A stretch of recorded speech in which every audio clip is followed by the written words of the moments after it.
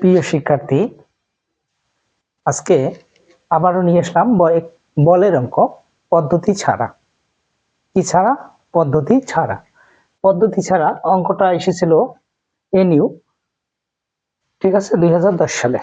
দেখেন অঙ্কটা, একটি বাক্সে 4টি সাদা বল 6টি কালো বল আছে। দৈব চয়নের মাধ্যমে বাক্স হতে 2টি বল তোলা হলো। বল 2টি সাদা হওয়ার সম্ভাবনা, কালো হওয়ার সম্ভাবনা, একই রঙের হওয়ার সম্ভাবনা, ভিন্ন রঙের হওয়ার সম্ভাবনা। দেখেন অঙ্কটা করাবো। সাদা বল,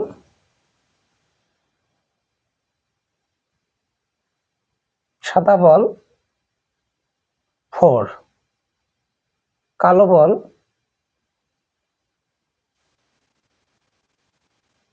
6, মোট বল 10, নির্বাচিত বল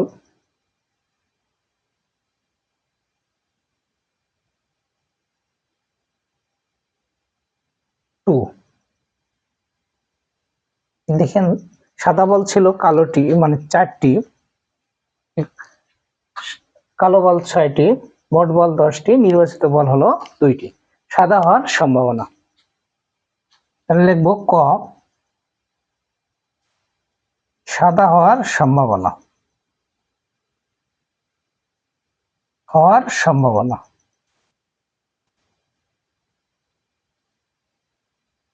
সূত্রটা হলো এনসিএন। আমি গত লেকচারে বোঝাই দিছি, আবারও বোঝাচ্ছি, পুনরাবৃত্তি করতেছি। দেখেন এনসিএন, এন মানে হলো উত্তোলিত বল,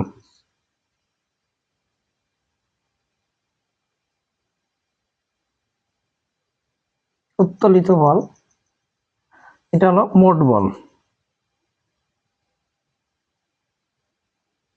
এটা মানে হলো নির্বাচিত বল।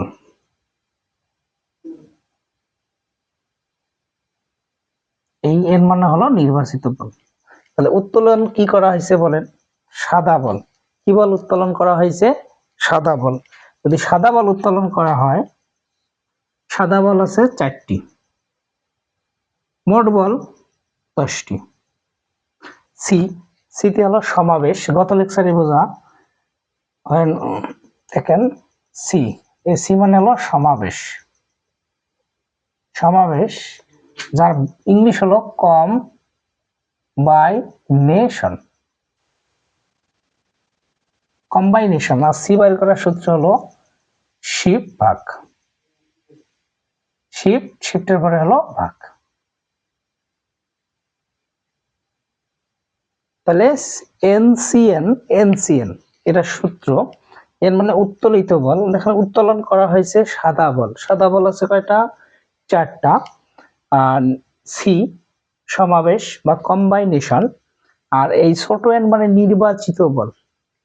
তাহলে এন সি লিখছি। এখন এই এন মানে হলো নির্বাচিত বল কয়টা আছে বলা, দেখেন 2টি, এই যে 2। তাহলে এখানে সি নির্বাচিত বল হলো 2।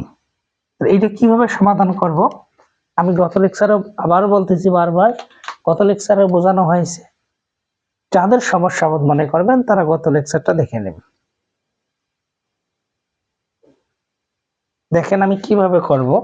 4, তারপরে শিফট, এই যে আমি আপনাকে দেখাচ্ছি 4, তারপরে শিফট, তারপরে হলো ভাগ, তারপরে হলো 2, 6 আছে। তাহলে আমরা 6 লিখলাম।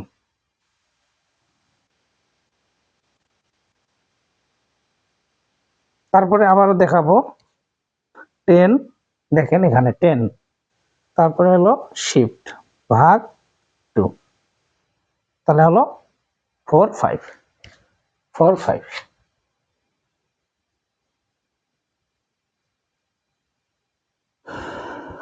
তাহলে হলো 6 ভাগ 4, 5, তাহলে 0.1333।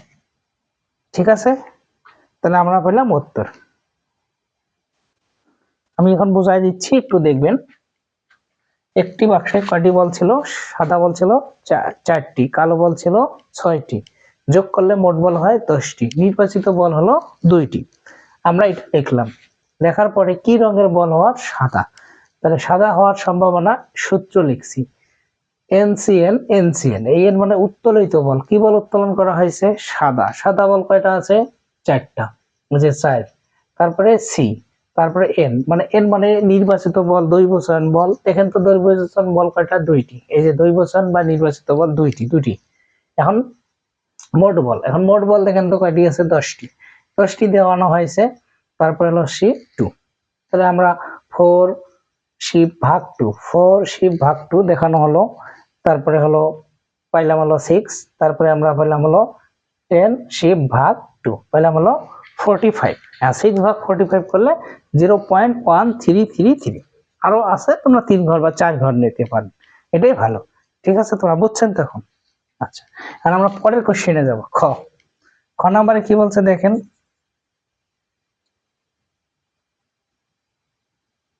খ নাম্বার। তাহলে আমরা ক শেষ করলাম, রোমান 2 শেষ করলাম, রোমান 1 শেষ করলাম, রোমান 2। কালো রঙের বল হওয়ার সম্ভাবনা, কি রঙের? কালো।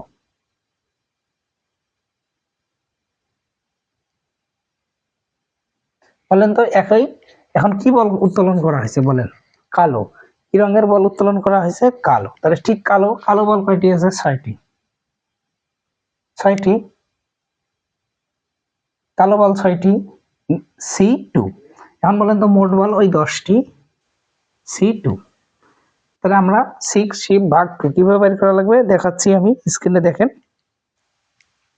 এই যে 6, ঠিক আছে, 6 এর পরে শিফট, এই যে শিফট। আবার দেখাচ্ছি, 6 শিফট ভাগ 2 সমান চাপলাম, তাহলে হলো 15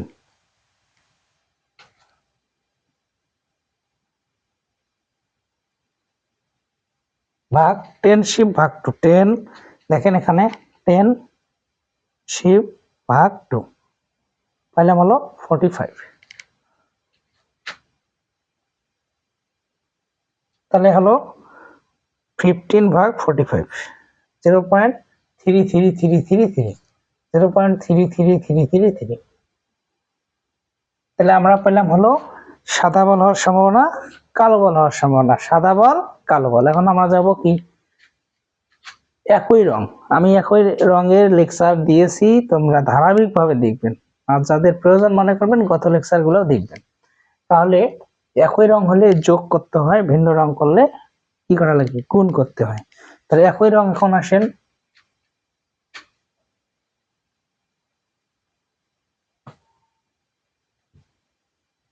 তিন। তাহলে একই রঙ হওয়ার সম্ভাবনা, একই রঙের হওয়ার সম্ভাবনা।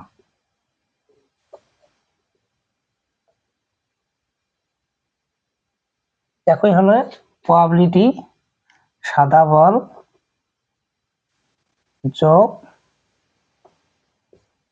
কালো বল। বলেন সাদা বল কয়টি পাইছেন বলেন? এনসিএন সূত্র জান, এনসিএন এনসিএন এনসিএন এনসিএন। তাহলে এখানে সাদা বল বলেন কয়টি পাইছেন? 6টি, 4টি, C2, 10 C2। আর আমরা বললাম 6 C2, 10 C2। আমরা এটা পাইলাম হলো 4 শিফট ভাগ 2,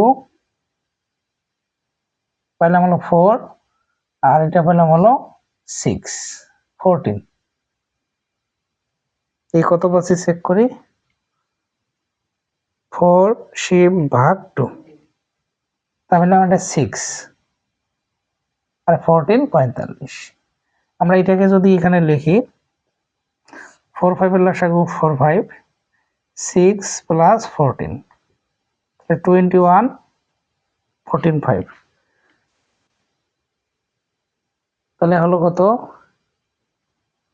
21 ভাগ 45, 4 6, এটা পেলাম হলো 0.4667। তাহলে আমরা একই রং হলে যে কি করব? যোগ করব। একই রং হলে যোগ করব, একই রং হলে যোগ করব। আমরা এখন যাব পরবর্তীতে হলো ভিন্ন রং হওয়ার সম্ভাবনা। কি রং হওয়ার সম্ভাবনা? ভিন্ন রং হওয়ার সম্ভাবনা।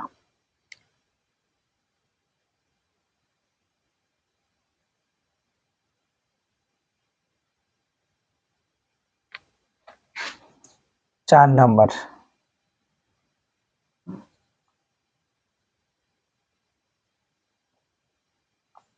রঙের হওয়ার সম্ভাবনা।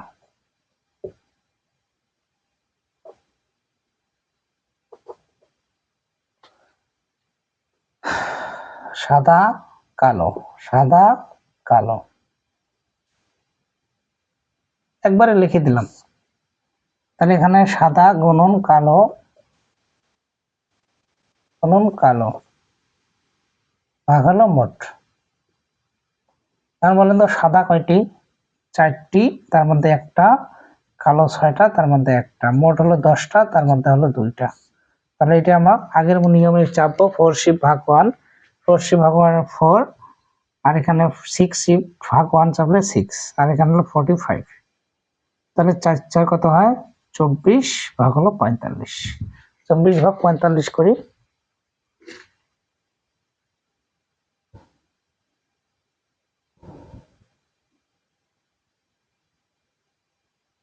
53। এটা পেলাম আমরা উত্তর একবারে, এটা আমরা পেলাম 0.5333। ঠিক আছে, তাহলে আমরা এক পদ্ধতি ছাড়া অঙ্ক করাইলাম, আরো কয়েকটা অঙ্ক করাবো, তারপরে আমরা যাব পদ্ধতি সহ, হয় পুনঃস্থাপন করে না হলে না করে। ঠিক আছে, তাহলে আমরা যদি বুঝে থাকি তাহলে এই কার্তিক ইকোনমিক্স পেজটি ফলো করব এবং ইউটিউব চ্যানেলটি আমরা সাবস্ক্রাইব করব। আর প্রয়োজনে তোমরা শেয়ার করে টাইমলাইনেও রেখে দিতে পারে। ঠিক আছে, ভালো থাকবেন।